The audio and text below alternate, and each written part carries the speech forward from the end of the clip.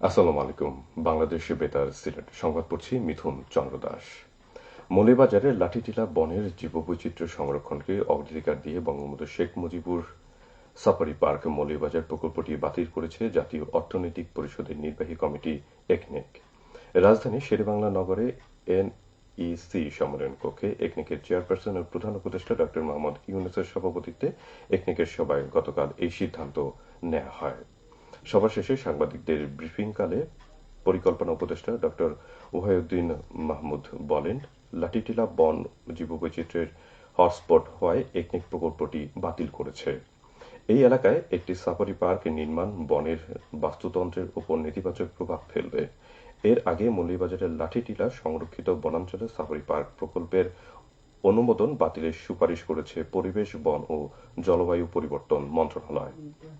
প্রকল্পটি গত বছর ৯ নভেম্বর একনেক সভায় শর্ত সাপেক্ষে অনুমোদন হয়। একনেক সভার সিদ্ধান্তের পর জীববৈচিত্র্যের ওপর প্রকল্পের প্রভাব মূল্যায়ন এবং সুপারিশ প্রদানের জন্য মন্ত্রণালয়ের ৪ সদস্যের একটি কমিটি গঠন করে।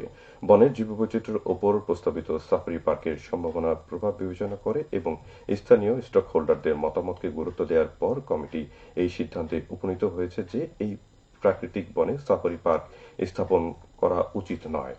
এই কারণে কমিটি প্রকল্পটি বাতিলের সুপারিশ করেছে। এছাড়া বনটির অবক্ষয়িত অংশ এবং হুমকির মুখে থাকা জীববৈচিত্র্যের সংরক্ষণে কাজ করার জন্য বন বিভাগকে নির্দেশ দেওয়া হয়েছিল। বাংলাদেশ চা বোর্ডের chairman major general Sheikh Mohammad Sarwar Hossain বলেছেন, চা রপ্তানির দিক থেকে গতবারের চেয়ে লক্ষ্যমাত্রা এবার বেশি আছে। বর্তমান সময়ে অকশনের প্রাইস বাজারের দামের চেয়ে কম আছে। এটা নিয়ে আমরা অকশন ব্রোকারদের সাথে মিটিংয়ের ব্যবস্থা করেছি এবং যারা প্রধান স্টক হোল্ডার আছেন তাদের সাথে কথা বলেছি। বর্তমানে অকশনের দামটা আরেকটু বাড়ানো যায় কিনা এটা নিয়ে আমরা কাজ করছি। আমরা চিন্তা করছি সব মিলিয়ে চায়ের বিক্রির দামটা আরো ভালো পর্যায়ে আনা যায় কিনা।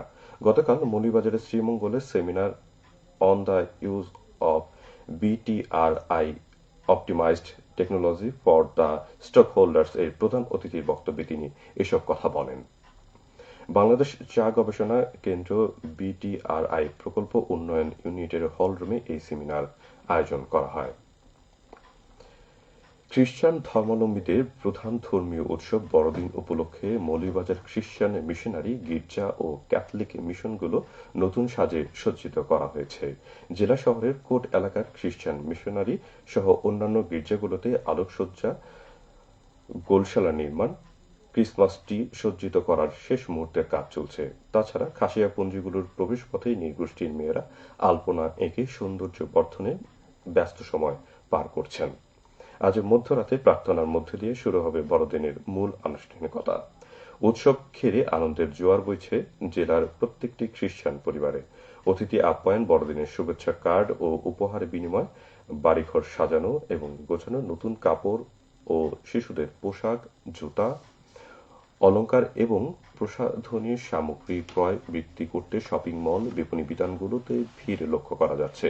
জেলা প্রশাসন জানায়, উৎসবমুখর পরিবেশে শান্তিপূর্ণভাবে বড়দিন উদযাপনে আইন শৃঙ্খলা রক্ষাকারী বাহিনী সহ প্রশাসনের পক্ষ থেকে নেওয়া হয়েছে কঠোর নিরাপত্তা ব্যবস্থা।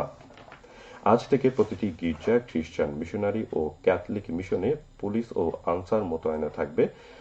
তাছাড়া র্যাব ও সেনাবাহিনী টহল জোরদার করা হয়েছে। সরকারি তালিকা অনুযায়ী মৌলভীবাজারে ৫৬টি গির্জা এবং একটি খ্রিস্টান মিশনারি ক্যাথলিক মিশন রয়েছে। সিলেটের গোলাপগঞ্জে গুরুত্বপূর্ণ বাজারের রাস্তা ও ফুটপাতে অবৈধ স্থাপনা, যত্রতত্রভাবে যানবাহন পার্কিং, অস্থায়ী দোকান স্থাপনে যানজট এবং জনদুর্ভোগ নিরসনের জন্য লক্ষ্য মত বিনিময় সভা অনুষ্ঠিত হয়েছে গতকাল। উপজেলা প্রশাসনের উদ্যোগে বিভিন্ন শ্রমিক সংগঠনের নেতৃবৃন্দ, রাজনৈতিক নেতৃবৃন্দ, ব্যবসায়ী প্রতিনিধি, সাংবাদিক ও সুশীল সমাজের নেতৃবৃন্দকে নিয়ে এই মত বিনিময় সভা অনুষ্ঠিত হয়। উপজেলা সভাকক্ষে অনুষ্ঠিত সভায় সভাপতিত্ব করেন উপজেলা নির্বাহী অফিসার মিল্টন চন্দ্র পাল। সরকারি সেবা সাধারণ মানুষের দোরগোড়ায় পৌঁছে দিতে ও ইউনিয়ন পর্যায়ে সরকারি সেবা সম্পর্কে সাধারণ এবং ধারণা ও উদ্বুদ্ধকরণের লক্ষ্যে সিলেট জৈন্তাপুর উপজেলায় সেবা সহজীকরণ সভা অনুষ্ঠিত হয়েছে গতকাল।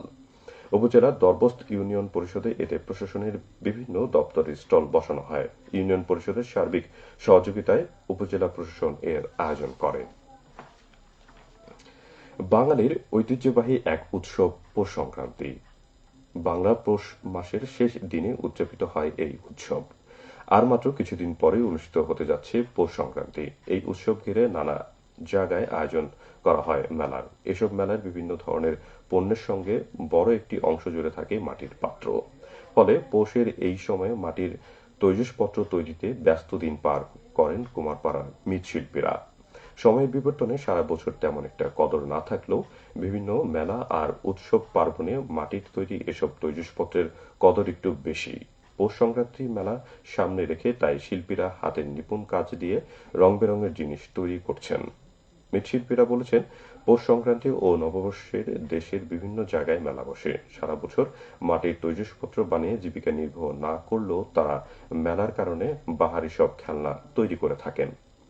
তারা জানান, হাজার বছরের ঐতিহ্য, ঐতিহাসিক, সাংস্কৃতিক এবং অনবদ্য রূপ মৃৎশিল্প। এর সঙ্গে একদিকে জড়িয়ে আছে জীবনের প্রয়োজন, অপরদিকে নান্দনিকতা, চিত্রকলার বহিঃপ্রকাশ। সরকারি বেসরকারি উদ্যোগ নিয়ে পেশাটি বাঁচিয়ে রাখতে হবে। সবশেষে আবহাওয়া। আজ সন্ধ্যা ৬টা পর্যন্ত পূর্বাভাসে বলা হয়েছে সিলেট সহ পার্শ্ববর্তী এলাকার জন্য আজ কোনো সতর্কবাণী নেই এবং কোনো সংকেত দেখাতে হবে না। আজ সিলেটে সূর্যোদয় হয়েছে ৬টা ৩৫ এবং সূর্য অস্ত যাবে সন্ধে ৫টা ১০। সংবাদ শেষ হলো। আমাদের পরবর্তী স্থানীয় সংবাদ প্রচারিত হবে বিকেল ৪টা ৩০।